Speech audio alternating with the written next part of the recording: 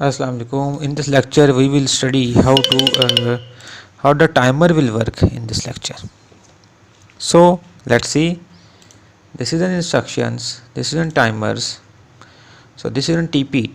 These are the IEC timers. I can use a pulse timer first of all. That's an TP. So it will ask me about the name. I can give it a default name and I can click on the OK. So it will be my timer name, and this will be an input of the timer on which it will be actuated, and this will be a output of the timer. This is then basically an preset time of the timer. Let's see, it will be a 4 second, and this input will be, let's say, I 1.2, and now this output will be, let's say, Q 0.6 has been used 7. So what will happen, what this timer will do, if input will be on, output will be on, and after 4 seconds output will be off. So this timer will actuate the output at the pulse. So when there is a pulse, output will be on, and output will on after output will be off after a 4 second. So let's see this behavior of this timer. I can download this program, and I can download this timer also, and now I can load. So it is working fine. So that is basically my I 1.2. So let's see, if I switch on my I 1.2, my output will be on, and after 4 seconds output will be off. So this is an pulse timer. This will be on, output will be on. So timer start running, and after 4 seconds output will be off. So this timer will be actuated at the pulse. So if I switch on the input again, that is I 1.2, and I switch on off my input, but timer remain active, and after 4 seconds output will be off. So it is an input independent input. Here we just only need a pulse. We do not need a input all the time. So this is an input independent timer. Let's see, I can go input. If I switch on the input before the 4 seconds, but the timer will work up to its time. So that's why this is an pulse timer and input independent timer.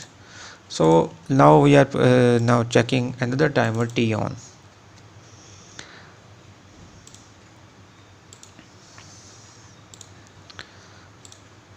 So here is an output, and T on means it is I 1.3 is my input, and preset time will be a 4 second, and this will be a Q 1.4.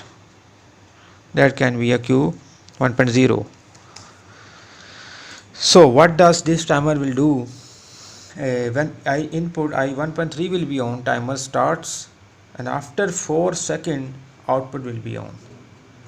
So in pulse timer, after 4 seconds output will be off. In T on, output will be on after 4 seconds. Let's see the behavior of T on. Let's say download this again, and I can load this one. So I 1.3 is now I am going to switch on my I 1.3.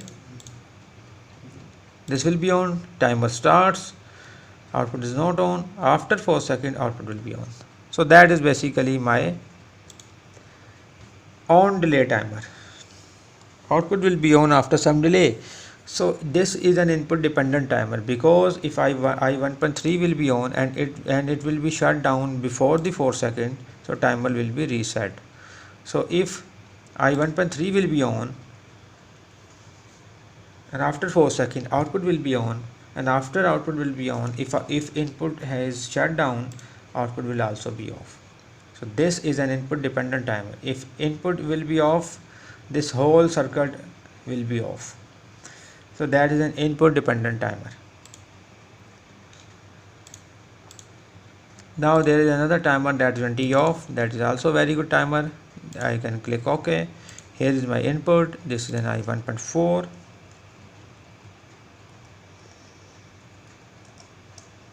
And here is my output, which will be a coil I 1.1.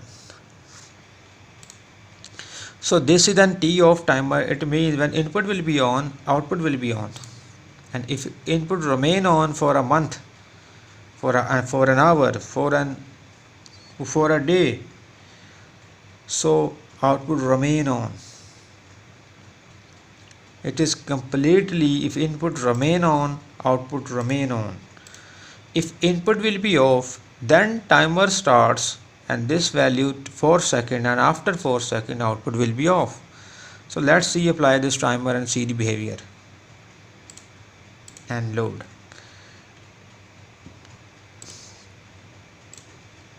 So let's see, if I1.4 will be on, this is 0.4. If I1.4 will be on, Q1.1 will be on. Let's see input Q variable, and this will be a Q B1. If I1.4 will be on, my output will be on, and it would remain on, output will remain on. So if input I1.4 will be off, then timer starts, you can see here, and after 4 seconds output will be off. So that is also a very beautiful timer. If input remain on, output remain on. If input will be on, then timer starts, and after 4 second delay output will be off.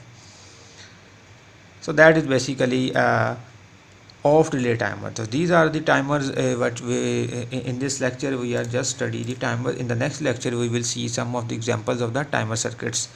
Thank you very much. See you again.